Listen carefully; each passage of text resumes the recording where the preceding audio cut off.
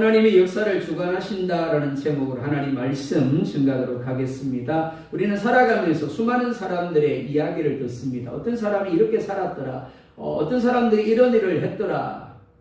위대한 양들의 이야기를 듣고 뛰어난 정치가들의 이야기를 듣습니다. 세상을 바꾼 과학자들의 이야기를 듣죠. 그리고 엄청난 부를 이룬 사업가들의 이야기를 듣습니다. 그러다 보니까 사람들은 자연스럽게 사람이 역사를 만들어 간다라고 생각을 합니다. 즉, 그가 뛰어난 능력을 가졌기 때문에, 그가 성실했기 때문에, 그가 열심히 했기 때문에, 그가 어떤 사람을 만나고 어떤 환경을 가졌기 때문에 그렇게 되었다라고 생각을 합니다. 실제로 학교에서 배우는 역사도 대부분 사람 중심으로 기록이 되어집니다. 이를 인본주의라고 부릅니다. 물론 틀린 말은 아닙니다. 하나님께서도 일을 하실 때 사람을 사용하십니다. 하지만 성경은 전혀 다른 시각으로 역사를 우리 가운데 말씀하고 있습니다. 성경은 역사의 중심에 사람이 아니라 하나님이 계시다라고 말씀을 합니다. 사람은 도구일 뿐이고 역사의 진짜 주인은 하나님이다라는 겁니다. 하나님이 역사를 계획하시고 행하시며 또한 이루신다라고 말씀을 합니다. 특별히 하나님이 택한 백성들을 중심으로 해서 역사를 움직이신다라고 말씀을 합니다. 하나님의 나라 완성, 즉 예수님의 재림과 새 하늘과 새 땅이라는 목표를 향하여 아담과 셋과 에녹과 노아와 아브라함과 이삭과 다윗을 통하여 예수님이 오게 하셨습니다. 그리고 신약시대 교회를 통하여 하나님의 존재를 증거하고 말씀을 증거하고 교회를 연단하고 훈련하심으로 하나님의 다스림을 온전히 받게 하시고 마침내 예수님의 재림을 통하여 역사가 완성이 되는 겁니다. 오늘 본문도 같은 사실을 우리 가운데 보여줍니다. 하나님은 이스라엘의 실패와 범죄마저도 사용하심으로 계획하신 뜻을 이루십니다. 심판도 하나님의 손 안에 있습니다. 회복도 하나님의 손 안에 있습니다.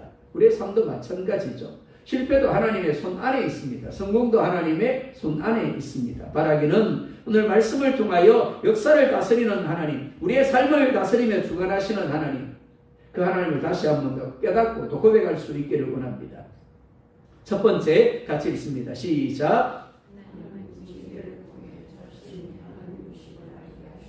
하나님은 징계를 통하여 자신이 하나님이심을 우리 가운데 알게 하십니다. 34절 함께 봅니다. 시작. 아멘. 죄에 대하여 하나님은 반드시 보응하십니다. 하지만 문제는 죄를 지었을 때 바로 보응하지 않는다라는 겁니다. 즉 곧바로 하나님의 징계가 임하지 않는다라는 거죠. 자, 이렇게 한번 생각해 볼까요? 예배하라고 했습니다. 절기를 지키라고 했습니다. 하나님 뭐라고 그랬어요? 지키지 않으면 백성들 중에서 끊어지리다라고 말씀하셨죠. 정말 끊어졌을까요? 곧바로? 아마 그러지 않았었을 겁니다. 어떤 일로 인해서 절기를 못 지켰어요. 쉽게 해서 예배를 빠졌습니다. 근데 만약에 예배를 빠진 그것 때문에 하나님이 곧바로 징계를 하셨다면 어떨까요? 번개 치는 거 보셨습니까? 예배 전에 우리 오마루 권사님 일찍 오셨는데 하늘에 번개가 반짝하고 치더라고요. 여기는 뭐 번개 쳐도 뭐 별로 실감이 안 나는데 우리가 살던 에콰도르의 특히 그 수도인 키토는 2840이다 보니까 되게 높습니다. 번개가 바로 위에서 칩니다. 천둥이 바로 위에서 쳐요. 꼭 꽝 하고 바로 위에서 치는 겁니다. 얼마나 무서운지 모릅니다. 자, 죄를 지을 때 그렇게 벼락이 내려친다면 어떨까요? 나를 하나님이 곧바로 치지는 않을지라도 내 옆에 벼락이 떨어진다면 어떨까요? 그래도 죄를 지을까요? 못 지을 겁니다. 그죠? 근데 문제가 뭐라고요? 죄를 짓는데 하나님이 분명히 죄에 대하여 보응하시는데 하나님의 징계가 곧바로 임하지 않는다라는 겁니다. 그래서 사람들은 착각합니다. 하나님이 보시지 않는다라고. 아, 이 정도는 괜찮구나. 별일 없구나. 그러면 어떻게 해요? 죄를 짓는 것에 대하여 담대해지는 겁니다. 용감해지는 거죠. 하지만 하나님이 보시지 않는 것이 아닙니다. 이렇게 말씀하십니다. 첫째, 이것이 내게 쌓여있다. 둘째, 내 곳간에 봉하여 있다. 그렇습니다. 하나님은 우리의 일거수일투족을 모두 보고 계십니다. 우리의 생각들, 우리의 말들, 우리의 행위들, 우리의 태도들, 교만과 미움과 욕심과 거짓과 비방과 험담들, 그리고 불순종들, 하나님을 무시하고 하나님을 업신여기고 자신이 하나님이 되어 살아가는 그 모든 것들을 다 보고 계십니다. 좀 아멘 좀 하세요. 그리고 어떻게 하신다고요? 곳간에, 여러분 읽으셨잖아요. 곳간에 쌓아두신대요. 그리고 어떻게 해요? 자물쇠로 잠궈두고 계신대요. 자, 여러분 한번 돌아보시겠습니까? 여러분이 어머니 뱃속에 있을 때부터 지금까지, 여러분이 70 넘으신 분들은 70 몇 년이 됩니다. 그죠? 70 몇 년 동안 내가 어머니 뱃속부터 지금까지 죄를 지었단 말이에요. 그 죄가 어디에 쌓여있다고요? 하늘 곳간에. 그리고 어떻게 해요? 자물쇠로 잠궈놨대요. 어느 정도일까요? 그래도 덜 산 제가 좀 좋은 것 같아요. 그런 면에서는. 네, 제 아내가 제일 어리니까 제 아내가 아마 제일 적을지도 모르겠습니다. 자, 그렇다면 왜 하나님이 곧바로 징계하거나 심판하지 아니하고 이렇게 쌓아두시고 보관해 두시는가 하는 겁니다. 베드로서 3장 15절에 이렇게 말씀을 합니다. 함께 봅니다. 또 우리 주의 오래 참으심이 뭐라고요? 오래 참으심이 구원이 될 줄로 여기라. 왜 하나님이 오래 참으신다고요? 왜 곧바로 징계하지 않고 쌓아두기만 한다고요? 능력이 없어서 아닙니다. 몰라서 아닙니다. 회개할 기회를 주셔서 구원함을 누리게 하기 위함입니다. 만약 하나님이 죄를 지을 때마다 벼락을 내리친다라면 살아남을 사람, 구원받을 사람이 누가 있겠습니까? 아무도 없을 겁니다. 하지만 사람들은 그런 하나님의 마음을 오해합니다. 착각합니다. 하나님이 참아주시니까 괜찮은 줄 압니다. 문제가 없는 줄 압니다. 그리고는 어떻게 해요? 더 담대하게 죄를 범하는 겁니다. 회개하라고, 그리고 구원함을 누리라고 하나님이 참으시는데 오히려 참으심을 이용해서 어떻게 한다고요? 더 죄를 범한다는 거죠. 그러다 보니까 죄가 점점 더 쌓여가는 겁니다. 그리고 언젠가는 어떻게 될까요? 하나님이 점점 쌓아가다 보니까 결국에는 곳간에 어떻게 해요? 꽉 차게 되어질 겁니다. 더 이상 쌓지 못하게 될 때가 있겠죠. 그래서 35절에 이렇게 말씀을 합니다. 함께 봅니다. 그들이 실족할 그때 내가 보복하리라. 그들의 환난 날이 가까우니 그들에게 닥칠 그 일이 속히 오리로다. 뭐라 말씀합니까? 그들의 환난 날이 뭐하다고요? 가깝대요. 이스라엘 백성들은 뭐라고 생각했을까요? 아니야. 멀었어. 그리고 이렇게 말씀을 합니다. 그들에게 닥칠 그 일이 속히 올 것이다. 우리가 예레미야서를 살폈습니다. 예레미야가 정말 하나님의 부름을 받아서 간절한 심정으로 이스라엘 백성들을 향하여 끊임없이 외쳤지 않습니까? 그런데도 이스라엘 백성들의 반응은 뭐였어요? 아니야. 말도 안 되는 소리 하지 마. 평안해. 문제 없어. 멸망하지 않아. 근데 그때 누가 와 있었다고요? 그들을 치려고 바벨론군이 이미 올라와 있었던 거예요.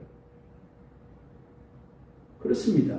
그들이 평안하다고 생각할 때, 환난날이 멀다라고 여길 때 이미 하나님의 심판이 코앞에 다가와 있었던 겁니다. 그리고 나라가 망하고 온 유다 성읍이 불에 타고 성전이 무너지고 포로가 되어 머나간 이국 땅으로 끌려가야만 했던 겁니다.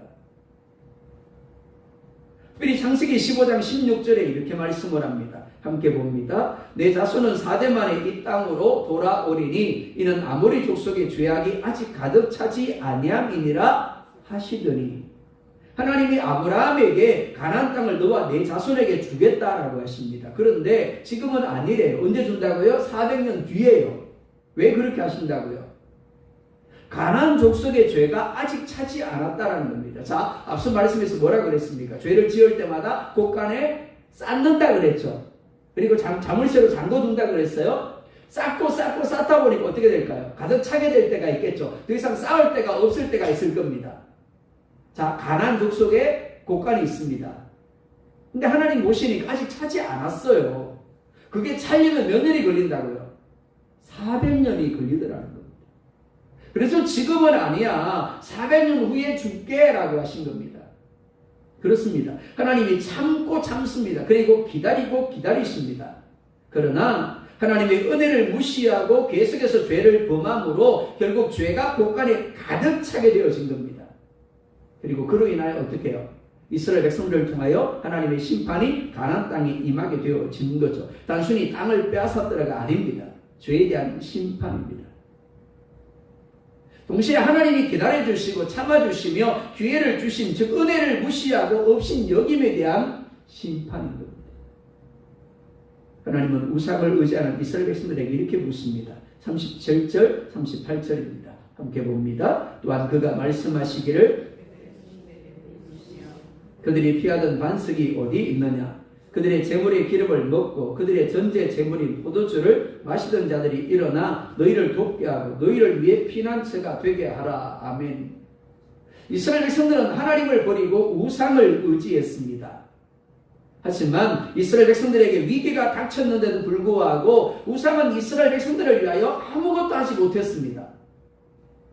이는 이 시대도 마찬가지입니다. 이 시대를 사는 그리스도인들은 과거 이스라엘 백성들처럼 나무나 돌로 무엇을 만들어서 절하거나 섬기지 않습니다. 하지만 더 무서운 우상을 섬기고 있습니다. 돈을 섬기고 건강을 섬기고 자녀를 섬기고 자기 자존심과 체면을 섬깁니다. 문제가 무엇인가 하면 사람들은 그러면서도 그것을 죄라고 여기지 않는다라는 겁니다. 당연한 것이다라고 여깁니다. 하지만 성경은 하나님보다 더 사랑하고 말씀보다 더 우선하는 것이 우상 숭배라고 분명하게 말씀을 합니다. 그래서 때때로 사람들이 섬기고 사랑하는 그 우상을 흔드십니다. 그리고 사람들이 사랑하고 섬기는 것이 가짜임을 드러내시는 겁니다. 36절 볼까요? 시작. 참으로 여호와께서 자기 백성을 판단하시고 그 종들을 불쌍히 여기시리니 하나님이 징계하십니다. 그 삶을 흔드십니다. 하지만 하나님이 그렇게 하시는 목적은 파괴하기 위함이 아닙니다. 회복하시기 위함입니다. 즉 사랑하시기 때문에 불쌍히 여기시기 때문에 그렇게 하는 겁니다. 부모가 자녀를 징계하는 이유는 미워해서가 아니죠. 그 삶을 무너뜨리기 위함이 아닙니다. 오히려 사랑하기 때문에 바로 세우기 위하여 살리기 위하여 그렇게 하는 겁니다. 그래서 히브리서 12장에서도 주께서 그 사랑하시는 자를 징계하신다라고 말씀을 합니다. 그러니까 징계가 있다라는 것은 버림받았다는 것이 아니라 하나님의 나를 포기하지 아니하셨다라는 증거인 겁니다. 내가 하나님의 자녀인 증거이고 하나님은 나를 사랑하신다는 증거가 되어지는 겁니다.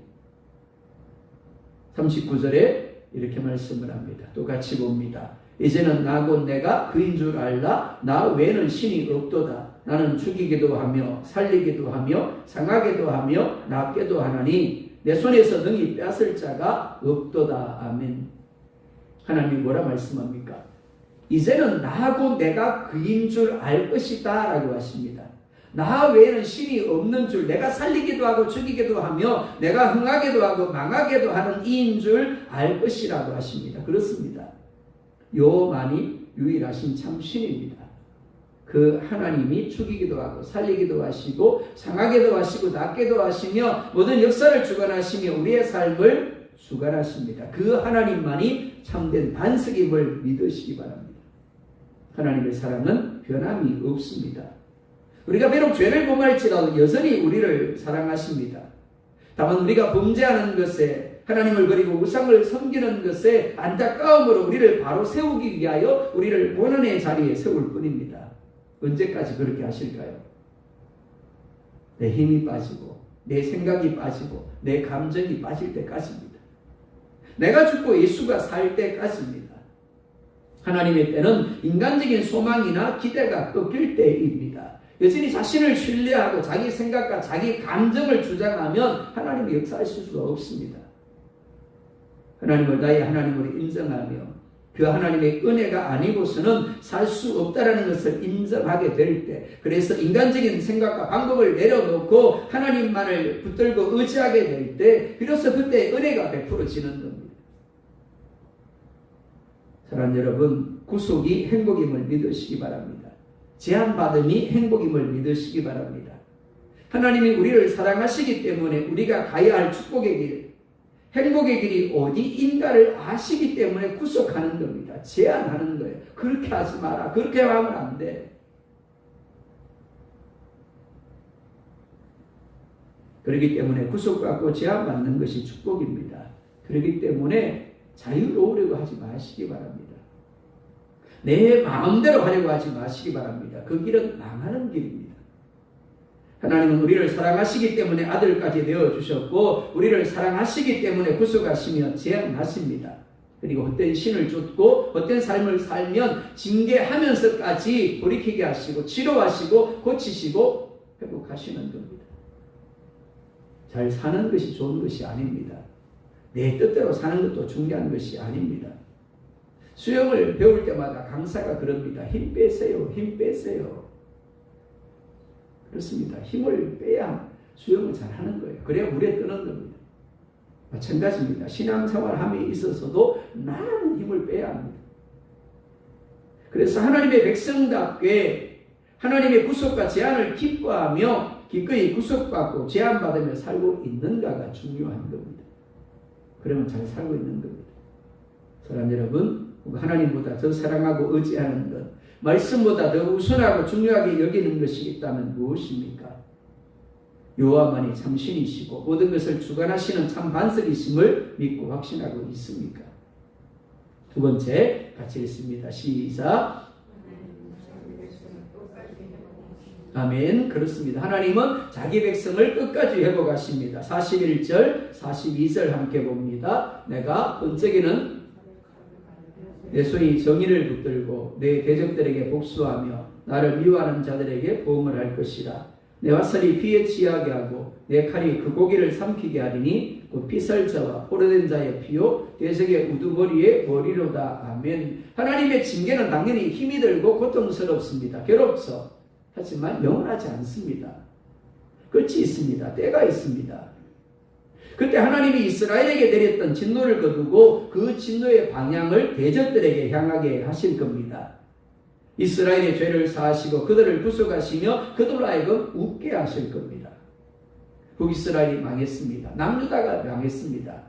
절작의 성읍들이 불에 타고 성전이 무너졌습니다. 그리고 백성들은 포로가 되어 끌려갔습니다. 드러난 것만 본다라면 겉으로만 보면 모든 것이 끝난 것처럼 보입니다. 하지만 끝이 아니죠. 하나님이 버리신 것도 포기하신 것도 아닙니다. 단지 이스라엘 백성들을 고난을 통하여 새롭게 하실 뿐입니다. 그래서 70년이 지나자 다시 돌아오게 하십니다. 왜냐하면 하나님이 예레미야를 통하여 그렇게 약속하셨기 때문입니다. 사랑하는 여러분, 하나님은 약속한 것을 결코 잊지 않습니다. 반드시 이루십니다. 이는 우리도 마찬가지입니다. 또한 하나님이 우리를 낮추실 때가 있습니다. 우리를 고난의 자리에 세우셔서 울게 하실 때가 있습니다. 그러나 하나님이 우리를 버리신 것도 포기하신 것도 아닙니다. 욥의 드러난 모습만 본다면 어떻습니까? 희망이 없지요. 소망이 없습니다. 하나님이 욥을 버리신 것 같이 보입니다. 근데 욥이 뭐라 그럽니까? 내가 가는 길을 하나님이 아신다고. 그가 나를 정금같이 나오게 할 것이라고. 정말 그렇게 하셨습니다. 내가 가기는 귀로만 들었는데 이제 눈으로 하나님을 봅니다 라고 고백을 하죠. 하나님이 이전에 그가 누렸던 배의 복을 그에게 주셨습니다. 그렇게 42장은 결론을 내리고 있죠. 그렇습니다. 하나님이 그렇게 우리를 정금으로 만들어 가시는 겁니다.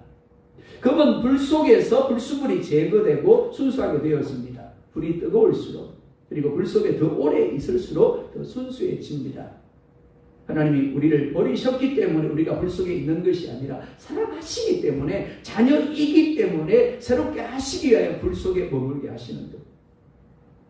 그렇기 때문에 징계가 있다라면 비록 힘들지라도 감사하시기 바랍니다.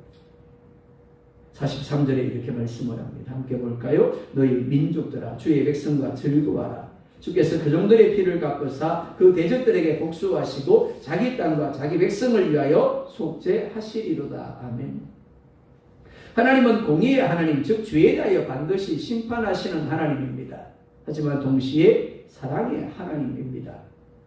이 두 가지를 모두 충족한 사건이 바로 예수님의 십자가 사건입니다. 십자가는 죄는 반드시 심판을 받아야 함을 보여줍니다. 죄의 삭은 사망이죠. 그러니까 죽어야 합니다. 하지만 그 심판을 우리가 아닌 아들 예수님이 대신 받게 하셨습니다. 우리가 받아야 될 심판이고 우리가 받아야 될 진노인데 우리가 아닌 아들 예수님이 대신 받으신 겁니다. 이를 통하여 우리를 구원하셨습니다. 사랑하는 여러분, 지금 여러분이 겪는 어려움 속에서 하나님의 손길을 보고 있습니까? 십자가를 통해서 나를 향한 하나님의 진노와 사랑을 보고 있습니까? 세 번째 같이 봅니다. 시작. 아멘. 세 번째, 말씀을 붙드는 자가 역사의 승자가 됩니다. 46절 함께 봅니다. 그들에게 이르되 내가 오늘 너희에게 증언한 모든 말을 너희 마음에 두고 너희의 자녀에게 명령하여 이 율법의 모든 말씀을 지켜 행하게 하라. 아멘. 모든 말을 너희 마음에 두고 너희의 자녀에게 명령하여 지켜 행하게 하라고 합니다. 모세는 지금 죽음을 앞두고 있습니다. 신명기를 선포하고요. 그리고 느보산에 올라가서 마지막으로 가나안 땅을 바라보고 죽게 될 겁니다. 그러니까 신명기는 모세의 마지막 유언적 말씀이라고 할 수 있습니다. 마지막으로 이스라엘 백성들을 향해 간곡하게 부탁하는 것이다라고 할 수 있습니다. 사람들이 죽음을 앞두고 마지막으로 남기는 말은 자신이 가장 중요하게 여기는 것이다라고 할 수 있습니다. 모세에게 있어서 가장 중요한 것이 무엇입니까? 말씀을 붙들고 살아야 한다는 겁니다. 왜냐하면 이스라엘의 운명이 말씀에 달려 있기 때문입니다. 순종하면 살고 불순종하면 망합니다. 이 원리는 지금도 동일합니다. 안타깝게도 이 시대 많은 그리스도인들의 말씀을 절대적인 것으로 여기지 않습니다. 성경을 읽어도 지식으로만 받아들일 뿐입니다. 하지만 말씀은 진리입니다. 말씀은 생명입니다. 말씀은 방향이에요. 말씀은 신호등입니다. 운전하시는 분 잘 아실 겁니다. 붉은 신호등이 들어와 있습니다. 그럼 가야 될까요? 가지 말아야 될까요? 당연히 가지 말아야 합니다. 근데 제가 운동하다 보면 저 아포 중학교 쪽에 신호등이 있는데 분명히 빨간 신호등이 들어와 있는데도 불구하고 가는 차들이 밤에는 아무도 안 본다고 그런지 몰라도 가는 차들이 있어요. 근데 만약에 카메라가 있었다면 어떨까요? 지켰겠죠. 카메라가 있었으면 아마 안 갔을 겁니다. 우리도 똑같습니다. 그렇죠? 하나님이 눈에 보이지 않는 분이 아니라 눈에 보이는 분으로 지금 우리 앞에 계시다면 어떨까요? 그래도 죄를 지을까요? 그러지 못할 겁니다. 말씀은 우리의 삶을 보호하는 울타리입니다. 말씀은 과거라는 역사 속에서 하나님이 행하신 일들의 증거입니다. 순종하는 자에게 그리고 불순종하는 자에게 어떻게 행하셨는지 그들이 어떻게 되었는지를 우리 가운데 보여줍니다. 동시에 현재와 미래라는 역사 속에서 하나님이 순종하는 자에게 그리고 불순종하는 자에게 어떻게 하실 것인지를 보여주고 있습니다. 사랑하는 여러분, 하나님의 제안은 우리를 괴롭히기 위한 것이 아닙니다. 우리를 살리기 위한 것입니다. 우리가 말씀의 절대 가치를 부여할 이유가 여기 있습니다. 하지 마라, 하지 마라. 이것을 해라. 어쩌면 죄성을 가진 인간의 입장에서는 그 하나님의 간섭하심이 그 하나님의 제안과 구속이 싫을 수도 있습니다. 귀찮게 여겨질 수도 있습니다. 근데 그게 은혜인 거예요. 그게 축복인 겁니다. 특별히 모세는 자녀들에게 가르치라라고 합니다. 사랑하는 여러분, 신앙은 결코 자동으로 전수되지 않습니다. 부모가 가르쳐야 합니다. 삶으로 보여주어야 합니다. 기도하는 모습을 보여주어야 합니다. 예배를 소중히 여기는 모습을 보여주어야 합니다. 말씀을 사랑하는 모습을 보여주어야 합니다. 그래야 다음 세대가 하나님을 알고 섬기게 되는 겁니다. 여러분, 하나님의 말씀을 얼마나 소중히 여기고 있습니까? 말씀이 진리고 말씀이 여러분에게 절대 가치입니까? 다음 세대에게 믿음을 전수하기 위하여 여러분은 무엇을 하고 있습니까? 신명기 32장은 여호와가 역사의 주인임을 분명하게 말씀합니다. 하나님은 죄를 심판하십니다. 그러나 자기 백성을 버리지 않습니다. 징계를 통하여 돌이키게 하시고 회개하는 자를 회복시키시며 마침내 은혜 가운데 세우십니다. 그렇기 때문에 성도는 상황이 아니라 문제가 아니라 하나님을 바라보아야 합니다. 그리고 말씀을 붙들어야 합니다. 내 생각 아닙니다. 내 감정 아닙니다. 우리를 눌러가시는 상황들이 아닙니다. 우리가 신뢰해야 될 것, 우리가 믿어야 될 것은 하나님이고 하나님의 말씀입니다. 그리고 어떤 상황 가운데 있든지 하나님이 내 삶을 주관하시고 합력하여 선을 이루시며 내가 의지할 단 한 번 반석임을 고백할 수 있어야 합니다. 그럴 때 우리는 흔들리지 않게 될 겁니다. 그럴 때 하나님이 비록 사망의 음침한 골짜기에 따라갈지라도 그 길을 지나서 마침내 신만 물가에 푸른 초장에 이르게 하실 겁니다. 그런 저와 여러분이 될 수 있기를 예수님의 이름으로 축복합니다.